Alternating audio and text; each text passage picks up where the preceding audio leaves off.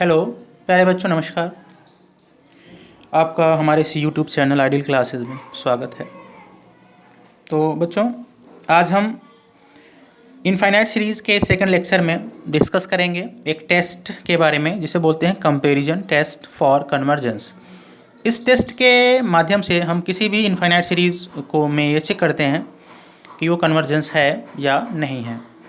तो comparison test को study करने से पहले इसमें एक बहुत हेल्पिंग सीरीज़ होता है जिसे बोलते हैं एक्सिलरी सीरीज़, उसके बारे में डिस्कस कर लेते हैं। Auxiliary series, it is also known as hyper harmonic series और पी सीरीज़। एक्सिलरी सीरीज़ को हाइपर हार्मोनिक सीरीज़ या पी सीरीज़ भी बोलते हैं। The infinite series sigma 1/n की पावर p इक्वल टू 1/1 की पावर p प्लस 1/2 की power p plus 1/3 की power p plus dash dash is called axillary series और p सीरीज। अगर कोई भी सीरीज इस फॉर्म में हो उसे हम एक्सिलरी सीरीज या p सीरीज बोलते हैं स्टूडेंट्स। ठीक है, नेक्स्ट द सीरीज। अब हम बात करते हैं कि कोई भी एक्सिलरी सीरीज के माध्यम से हम कैसे पता चलेंगे, ये करेंगे कि वो कन्वर्जेंट है या डाइवर्जेंट। तो इफ़ 1/n की power p is sigma 1/n की पावर p इज़ कन्वर्जेंट, ये तब होगा जब ये जो n की पावर p है, p अगर 1 से ग्रेटर होगा तो गिवन सीरीज कन्वर्जेंट होगा, और अगर p की वैल्यू 1 से कम होगा जो पावर में है n के, तो वो सीरीज डाइवर्जेंट होगा। ये p एक्सिलरी सीरीज से हम इसे जो है फाइंड आउट करते हैं। ठीक है स्टूडेंट्स, अब हम बात करते हैं अपने मेन टॉपिक पे जिसका नाम है कंपैरिजन टेस्ट। कंपैरिजन टेस्ट में let sigma you n and sigma we n be any two positive term series such that limit n tends to infinite u n upon v n equal to l, bracket में finite and non zero, then both series convergent और divergent. ध्यान रखना student, यहाँ पे u n आपको given series है, v n auxiliary series है, उसे हम कैसे जो है फाइंड करेंगे वो बताएंगे अभी। अगर दो सीरीज हैं जो कि पॉजिटिव टर्म में हैं तो कंपैरिजन टेस्ट के अकॉर्डिंग अगर इसकी हमें लिमिट निकाली जाए एन टेंस टू इनफाइनाइट पर u n upon v n का, और अगर वो फाइनाइट और नॉन जीरो आ जाए तो दोनों सीरीज यू एन और वी एन या तो कन्वर्जेंट होगा या तो डाइवर्जेंट होगा। अब कन्वर्जेंट है या डाइवर्जेंट इसे चेक करेंगे जो हमारा एक्सिलरी सीरीज वी एन है उसके नेचर पर, और उसका नेचर क्या है। अगर उसके p की वैल्यू 1 से ग्रेटर है तो कन्वर्जेंट होगा, और अगर p की वैल्यू 1 से कम है तो डाइवर्जेंट होगा। ठीक है student, here sigma we N always auxiliary series in comparison test. हमेशा कंपैरिजन टेस्ट में वी एन सीरीज को एक्सिलरी सीरीज बोलते हैं, और वी एन निकालने का फॉर्मूला है highest power of n in the numerator of un series upon highest power of n in the denominator of un series। un series वो series है जो हमें क्वेश्चन में दिया रहेगा।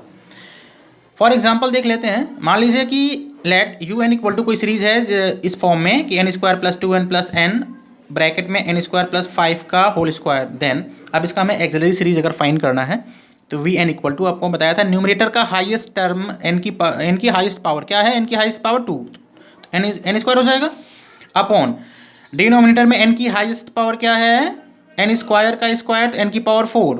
अब एन स्क्वायर से इसकी 2 पावर कम हो जाएगा तो बचेगा 1/n स्क्वायर, ये हो जाएगा वी एन। इस तरह से हम किसी भी एक्सिलरी सीरीज को फाइंड करते हैं। ठीक है, इफ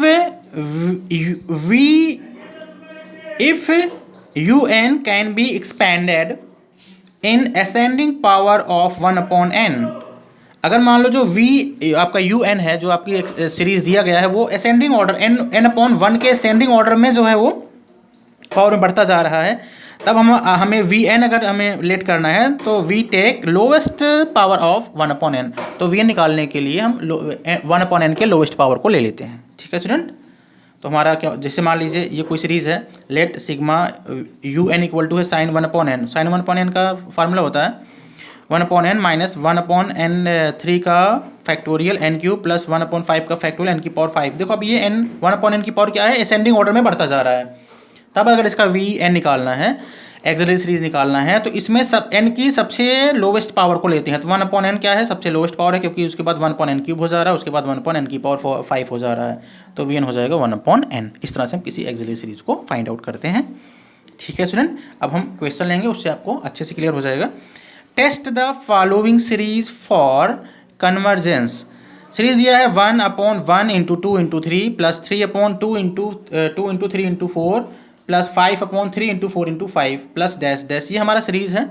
हमें क्या करना है, इसमें ये प्रूव करना है कि कन्वर्जेंट है या डाइवर्जेंस है। तो let sigma you N equal to 1/1 plus 2 plus 2 1/1 into 2 into 3 plus 3/2 into 3 into 4 plus 5/3 into 4 into 5 plus dash dash. ये हमारा सीरीज है। अब सबसे पहले इसका हम nth टर्म निकालेंगे। nth टर्म कैसे निकालेंगे, बहुत ध्यान से देखिए। पहले हम न्यूमरेटर की बात करते हैं स्टूडेंट, न्यूमरेटर की। पहले फर्स्ट जो है स्टेप में 1 है, सेकंड स्टेप में 3 है, थर्ड स्टेप में 5 है। देख लीजिए 1 प्लस 3 प्लस 5। अभी हम न्यूमरेटर की बात कर रहे हैं। ये क्या है, AP है। क्यों? क्योंकि इसमें 2 ऐड होता जा रहा है। AP में जो कि फर्स्ट टर्म आपका A इक्वल टू 1 हो गया और common difference D equal to second term minus first term 3 minus 1 2 है। तो इसका हम nth टर्म निकालेंगे तो Tn वाला फॉर्मूला लगा देंगे। Tn equal to A plus n minus 1 into D. A plus N minus 1 into D क्या फार्मूला होता है? हाँ, तो ए की वैल्यू क्या है 1 plus N minus 1 into D क्या है 2 आया है, तो इंटू 2 सॉल्व करेंगे तो आएगा 2n माइनस 1। तो कहने का मतलब हमारा un में न्यूमरेटर तो हो गया 2n माइनस 1। कहने का मतलब हर स्टेप में क्या किया जा रहा है, 2 से मल्टीप्लाई करके 1 माइनस किया जा रहा है। आप देख सकते हैं ये फर्स्ट टर्म है तो 2 इंटू 1 माइनस 1 क्या आ जाएगा 1। ये सेकेंड टर्म है, सेकेंड टर्म मतलब 2 इंटू 2 माइनस 1, 2 2 से 4 माइनस 1 3 आ गया। ये थर्ड टर्म है 2 इंटू 3 6 माइनस 1 क्या रहा है बना दिया जा रहा है। ठीक है, अब हम डिनोमिनेटर की बात करेंगे। बहुत ध्यान से देखिए स्टूडेंट, पहले फर्स्ट स्टेप में क्या है, फर्स्ट पद प्लस उसमें एक ऐड कर दिया गया, फिर एक और ऐड कर दिया गया। ऐसे जब हम nth टर्म निकाल रहे हैं पहले n लिखेंगे, फिर n प्लस 1, फिर n प्लस 2। ये हो गया आपका un। तो un मतलब nth term of given series. यही सबसे मेन होता है जो है स्टूडेंट। अगर आपने un फाइंड कर लिया तो थोड़ा सा इसमें दिमाग लगाना होता है, देखना होता है उसके नेचर को, गिवन सीरीज के नेचर को देखना होता है, तो आपको थोड़ा वर्क आपका इजी हो जाता है। ठीक है, अब हम क्या कर रहे हैं, इसमें n को कॉमन ले रहे हैं, ऊपर भी n कॉमन ले रहे हैं। जब ऊपर n कॉमन लिया तो n कॉमन ले लिया तो क्या आ जाएगा, 2n में n कॉमन लेंगे तो 2 आ जाएगा, माइनस 1 में n कॉमन लेंगे तो माइनस 1/n हो जाएगा। नीचे हमने क्या करा, यहाँ n था ही, इस ब्रैकेट से भी n कॉमन लेके बाहर करा, इस ब्रैकेट से भी n लेके कॉमन लेके बाहर करा, तो एक n था ही, एक n और एक n मिलके n क्यूब हो गया, और यहाँ बचा 1 प्लस 1/n, और यहाँ से बच रहा है 1 प्लस 1 2/n बच रहा है। अब देखो यहाँ से ये n जो है इसकी एक पावर कम कर देगा, एक पावर कम कर दिया, क्या बचा un इक्वल टू बचा 2 माइनस 1/n न्यूमरेटर में, डिनोमिनेटर में n क्यूब था, एक पावर कम हो गया n स्क्वायर, ब्रैकेट में 1 प्लस 1/n, अगले ब्रैकेट में 1 प्लस 2/n हो गया। एंड अब हम निकालेंगे vn मतलब एक्सिलरी सीरीज निकालेंगे। फार्मूला क्या था, लोवेस्ट टर्म जो है लोवेस्ट पावर ऑफ n। यहाँ देखो न्यूमरेटर के न्यूमरेटर में n की पावर कुछ भी नहीं है तो 1 हो जाएगा, अपॉन यहाँ पे n की हाईएस्ट पावर क्या है n स्क्वायर, ये आपका हो गया vn हो गया। अब लगा देंगे comparison test. Then by comparison test क्या होता है, limit n tends to infinite un upon vn equal to limit n tends to infinite un की वैल्यू ये पूरा है क्या है 2 minus 1/n upon n square, bracket में 1 प्लस 1/n, अगले ब्रैकेट में 1 प्लस 2/n, पूरे का अपॉन vn क्या है 1/n स्क्वायर, तो क्या हो जाएगा ये। अब देखो यहाँ से ये n स्क्वायर इस n स्क्वायर से कैंसिल हो गया, सिर्फ हमारा बचा limit n tends to infinite 2 minus 1/n upon 1 plus 1/n, अगले ब्रैकेट में 1 प्लस 2/n। अब इसमें लगा देंगे हम, इसमें लिमिट रख देंगे, लिमिट रखेंगे n की जगह इनफाइनाइट, तो limit n tends to infinite un upon vn equal to 2 minus 1/इनफाइनाइट, पूरे का अपॉन 1 प्लस 1/इनफाइनाइट, अगले ब्रैकेट 1 प्लस 2/इनफाइनाइट। आप जानते हो 1/इनफाइनाइट 2/इनफाइनाइट 1/इनफाइनाइट 0 होगा, तो ऊपर बच रहा है सिर्फ 2 माइनस 0, नीचे बच रहा है 1 प्लस 0 1 प्लस 0 1 प्लस 0 1 प्लस 0 मतलब 1 इंटू 1 1 होता है, तो 2/1 2/1 2 में 1 से डिवाइड करेंगे तो 2 आएगा। 2 क्या है, फाइनाइट नंबर है, नॉन जीरो है, तो ये हमारा क्या हो गया, तो therefore by comparison test vn is convergent. अब कन्वर्जेंट कैसे हुआ, जब देखो ये फाइनाइट, अभी हमने बताया था कंपेरिजन टेस्ट में क्या होता है, कंपेरिजन टेस्ट में अगर वो limit n tends to infinite un upon vn l मतलब फाइनाइट और नॉन जीरो आ जाता है, तो या तो दोनों सीरीज क्या होंगी, कन्वर्जेंट होंगी तो डाइवर्जेंट होंगी। तो कहने मतलब अभी तो हम यहाँ डिसाइड कर नहीं पाए, यहाँ तो फाइनाइट आया, फाइनाइट आ गया, इसका मतलब क्या है, दोनों सीरीज क्या हो गया, तो कन्वर्जेंट हो गया तो डाइवर्जेंट होगा। अब हम देखेंगे जो हमारे एक्सिलरी सीरीज है उसकी n के पावर को।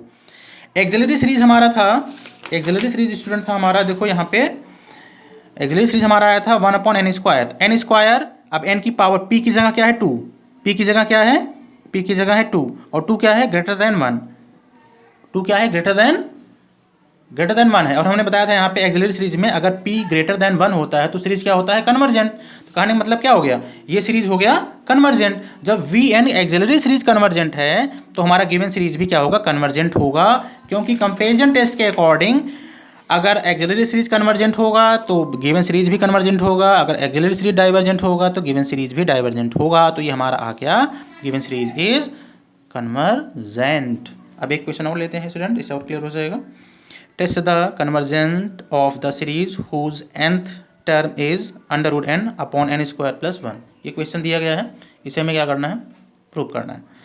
तो यहाँ सबसे पहले हम un निकालेंगे, un गिवन ही है तो n की पावर हाफ, क्योंकि अंडर रूट को आप n की पावर हाफ लिख सकते हैं स्टूडेंट्स, हमने इसको लिख दिया n की power half upon n²+1। Then अब हम vn निकालेंगे, vn में क्या होता है highest power of n of enumerator क्या है n की पावर हाफ, और डिनोमिनेटर की हाईएस्ट पावर क्या है n का स्क्वायर।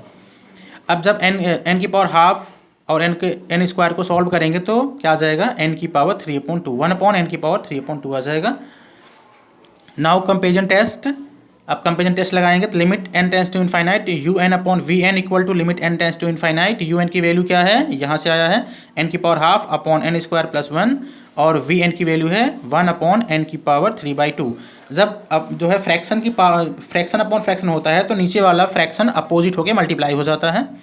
तो limit n tends to infinite n की power half upon n²+1 multiplied by, अब ये जो है ना ये वाला डिनोमिनेटर वाला वो अपोजिट होकर मल्टीप्लाई हो जाएगा, तो n की पावर 3/2 अपॉन 1 हो जाएगा। अब देखो न्यूमरेटर का न्यूमरेटर में मल्टीप्लाई कर दो, डिनोमिनेटर का डिनोमिनेटर में मल्टीप्लाई कर दो, तो हो जाएगा limit n tends to infinite. अब n की पावर हाफ का मल्टीप्लाई n की पावर 3/2 में करेंगे, मल्टीप्लाई में पावर सम होता है तो 1/2 + 3/2 को ऐड करेंगे 2 आएगा, तो हो गया n² अपॉन n²+1। अब नीचे यहाँ डिनोमिनेटर में n² कॉमन ले लिया यहाँ से, तो n² में n² कॉमन लोगे 1 बचेगा, 1 में n² कॉमन लोगे तो 1/n² होगा, n² से n² कैंसिल हो गया। हमारे पास बच रहा है limit n tends to infinite 1/1 + 1/n²। अब हम लिमिट रख देंगे n की जगह इनफाइनाइट रखेंगे तो 1/1 + 1/इनफाइनाइट का स्क्वायर, 1/इनफाइनाइट का स्क्वायर 0 होता है, तो 1/1 + 0 मतलब 1/1 मतलब 1 क्या है फाइनाइट और नॉन जीरो है। तो so by comparison test both series either convergent और डाइवर्जेंट, ठीक, या तो कन्वर्जेंट होगा या तो डाइवर्जेंट होगा। अब हम क्या देखेंगे p की वैल्यू देखेंगे, एक्सिलरी सीरीज में देखेंगे, एक्सिलरी सीरीज आपका था 1/n की पावर 3/2, p के प्लेस पे क्या है 3/2, तो बट p इक्वल टू क्या है 3/2, और 3/2 क्या है 1 से ग्रेटर है। जब p की वैल्यू 1 से ग्रेटर होता है सीरीज क्या होता है कन्वर्जेंट होता है, तो hence series is convergent. Okay student, I hope आपको अच्छे समझ में आ गया होगा। अब आप स्टूडेंट इसकी जो है शॉर्ट स्क्रीनशॉट ले लीजिए, 3 क्वेश्चन है, आपको इसमें क्या करना है कंपेरिजन टेस्ट अप्लाई करके ये देखना है कि ये सीरीज क्या है कन्वर्जेंट हो रहा है या डाइवर्जेंट। तो हिंट आपको बता दे रहे हैं स्टूडेंट्स, इसका जो प्रॉब्लम 3, 4, 5 तीनों क्या होंगे डाइवर्जेंट होंगे। ठीक है स्टूडेंट, आई होप आपको ये अच्छे से समझ में आया होगा। नेक्स्ट जो है लेक्चर में हम बात करेंगे नेक्स्ट टेस्ट का, ठीक है। Okay, take care, bye bye, thank you.